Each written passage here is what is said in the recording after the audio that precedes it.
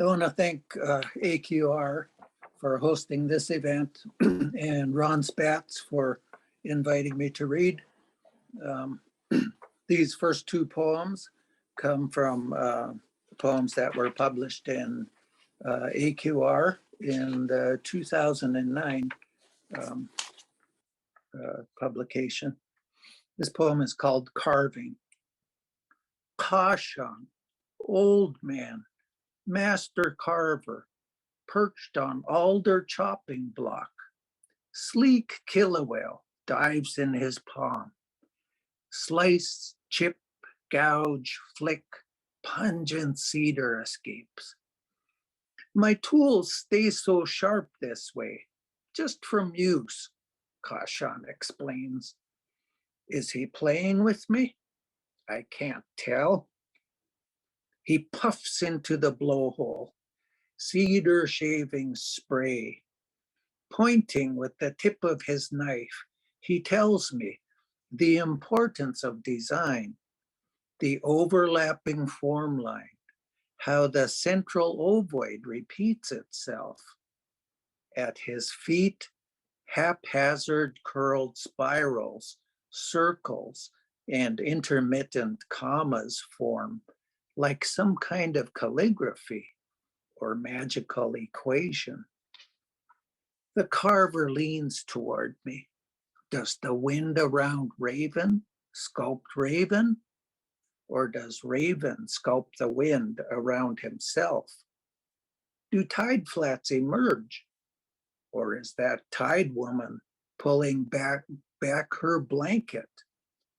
What matters is not what's left to the eye, but what's taken away. That mistake, that little slip I made yesterday, good or bad, is what I'm left with now. Caution, swimming in my head, casting out my urgent things of the day. I can't listen to Caution without getting lost. I don't tell him. What we omit sometimes is of the same consequence as what's brought out. And this is a poem that means a lot to me. It was written for my uncle Topsy Xaashuch'eet. He was my clan uncle from the Tsagwe clan. It's called Reconstruction. I thought my life was in layers, like a complex cedar blanket's warps and wefts, foreground, background, the native, the not native. It couldn't unravel. My father thought Tlingit, but spoke English.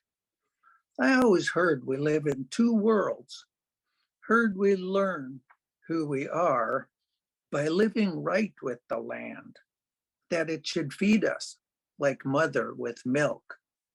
I never hunted, could not speak the language of the forest, never fished, could not dance with the river. To make sense of this place, I tried to reduce it. Mud flats here, cliffs there, clouds above, sulfur, rock, evaporation. But for all the details, it could not come to life, had no spirit. I puzzled with this. I heard we learn who we are by being a warrior. I trained myself to be angry, to be at war. On my head, a fierce killer whale helmet with a fin that slashes, water roiling, and adversaries coming out of nowhere, like Nazi Schlanés, killer whales seeking vengeance. My uncle was different. He wore tubes that fed him oxygen the summer I lived with him. One day, when the water was smooth, we took our uncle to the sockeye stream. It was all over the sea bees. We were so proud to get him out. We brought his air. We pulled in fat halibut. There was so much. We thought we fished good, but the fish came to us, Topsy said. Gliding across the strait, we took our uncle to Skanach, Saginaw Bay, ancestral homeland, Tsagwedi Kilauea clan. We sat there. The boat hardly rocked. A whale broke the water at the base of our last fort that stood far above us. Topsy held out his arms, reciting the names, even the people, where Raven danced and flirted and played, where canoes arrived and were greeted or destroyed. How things that seem mythical unfolded here, right here. I felt it. We all did. And we understood. We didn't bring our uncle here. He was bringing us here, home. I thought I needed his memories, his life, but he told me, you know, even when you know the answers, listen, just listen. He said my uncle told him that. He was showing me the way to be human, played me the tape of our last real leader. He was listing the qualities of a worthy chief. Your people should always see smoke drifting from the smoke hole. The voice was calm and sweet like water. It was satisfying in Tlingit. He played its length and studied me. Did you hear? Did you hear it? I said, but it was in Tlingit. He pointed to his heart. In my teacher's presence, I felt so safe, like sitting at the fire pit. I would have to design the dance staff to tell our story, Tsagwedi. I struggled with it for nights, pinning worn out photos to the clothesline I strung, the cake dancers, their drums, their paint, elders long gone, old regalia, old cake, they were fading. I wanted it. I wanted it to come back, for Topsy's memories to be my memories. So I played the songs. I turned it real loud till the house itself sang, till the photos began to dance and sway, till the designs came on their own, just like the sockeye in July, just like the whale met us at Skanach. I saw it like it was floating in front of me. 2 killer whales, 2 houses. There were 2 killer whales joined by a single tail and seals in the body, Tsa. It's like that, connected, not disjointed.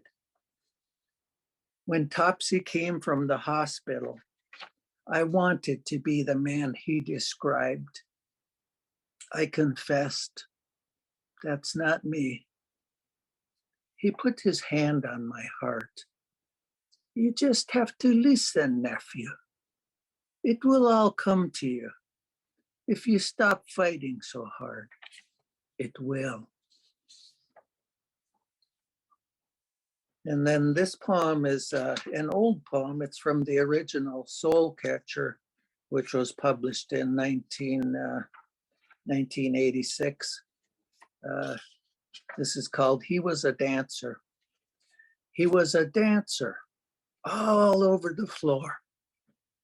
The bed of hemlock that was the ocean, he rode it, swimming through the air with fists of feathers, 70 years and still lithe. I wanted to move like him, bare feet coming down exactly to the skin-tight drum. Cawing like raven, he had long silver hair that whipped and kept your eyes from stopping on the old dance blanket. I wonder where he kept it hidden, his only property. His shack by the Humpy Creek, the smokehouse after the fire. It was a hard life for him after his wife died. He made his rounds at just the right time, returning home with gunny sacks of canned goods tossed over his shoulder. He was a dancer, wool and sweat. He died drunk, sprawled with no blanket in a fire-gutted house, Indian village, Sitka, 1975. No teeth, almost deaf, death grip on wine jug. Once again, somewhere, he makes the rattle sing. Sealskin, ermine headdress, button blanket, unfolding themselves. Once again, somewhere, the singers recapture their notes, their persistent songs, pulsing with the diving figure, his arms outstretched.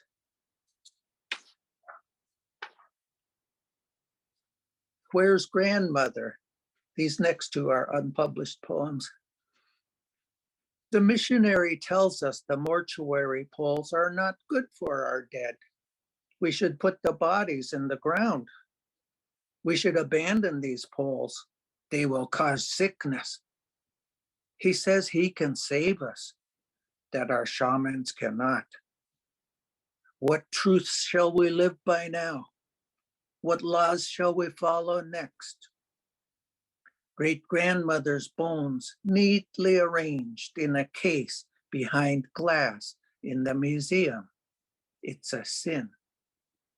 A sacred reliquary that held decorated chests of human ashes. The pole tries to stand, plank cover pried off for display. Detritus filters down onto conservator's paper at its base, waiting for analysis. Just over 100 years ago, this pole would have a natural life and death. It was salvaged, the catalog says. Where are you, grandmother? Xaashuch'eet, Achdacanuchu. And the last poem, in Mannheim. In Mannheim at the train station, it is easy to get swallowed up in a sea of people, figuring their next destination. Easy to move in the wrong tide. We drag our baggage, our tourist words, and lay out the city on a table. The post-war chessboard, N5, K2 blocks. We find the English-speaking baker so we can have our taste of Germany. We pass the beggar who is nobody's business, whose life is buried in his rags. We are in the habit of looking ahead or to the side or down or up. The people are like their buildings, solid as stone. We break off to the side by a chink in the fence. Engineers penetrate a city beneath this city. There are brick rooms, storage, Roman arches, ovens. In Heidelberg, we saw walls shored up, a fortress, strong, massive. Outside, there were threats, but in the hamlet, a warm fire, bread and cheese for the traveler who made it past the gate. On Otto Beckstrasse, in our private loft, the newscaster speaks our language, one hand touching the war-torn countries. With our train tomorrow, we have little time to think twice about that legless man. Thank you.